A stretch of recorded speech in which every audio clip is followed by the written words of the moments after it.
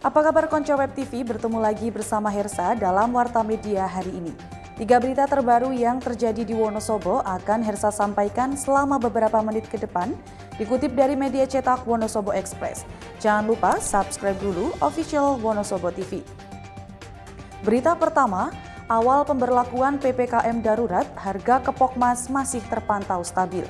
Harga kebutuhan pangan serta kebutuhan pokok masyarakat masih terpantau stabil di awal masa PPKM darurat. Dari monitoring yang dilakukan oleh tim Kepokmas Wonosobo, sejumlah harga komoditas terpantau tidak mengalami kenaikan atau penurunan harga. Kabid Perdagangan Agung Prabowo mengatakan, berdasarkan rakor yang dilakukan oleh Pemkab yang melibatkan beberapa OPD, Diskop UMKM Wonosobo mendapat tugas utama memperkuat pengawasan terhadap kondisi perdagangan. PLT Disperdakop UMKM Kristianto mengemukakan bahwa dari laporan tim monitoring kebutuhan pokok masyarakat, terpantau harga masih cukup stabil meski kondisinya nanti bisa berubah.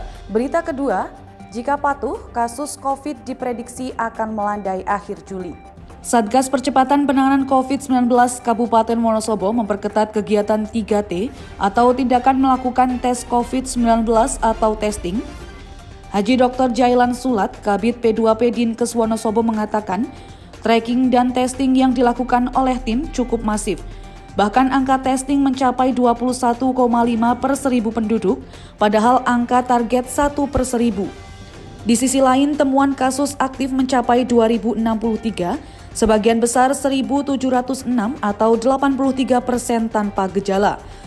Jailan menambahkan, jika warga patuh dengan anjuran dari pemerintah dan prokes 3T terus berlanjut untuk melakukan penemuan lebih dini, maka paling lambat 28 hari ke depan warga Wonosobo akan menikmati pelandaian kasus lagi. Beralih berita ketiga, Wonosobo masuk predikat juara pelanggar prokes di Jateng. Wonosobo mendapat perhatian dari Gubernur Jateng Ganjar Pranowo, pasalnya 4 hari pelaksanaan PPKM darurat. Masyarakat di Kabupaten Dingin ini mendapatkan predikat juara pertama pelanggar prokes PPKM darurat. Di bawah Wonosobo ada Purbalingga peringkat 2 dan Kendal peringkat ketiga. Di 3 daerah tersebut, sebagian besar warga belum mengindah instruksi Gubernur Jawa Tengah dan Bupati setempat untuk melaksanakan kebijakan yang tertuang dalam PPKM darurat. Di Provinsi Jawa Tengah sendiri, jumlah data harian pasien positif ini masuk kategori tertinggi kedua setelah Kabupaten Banjarnegara, dengan jumlah kasus terkonfirmasi mencapai 132 pasien positif.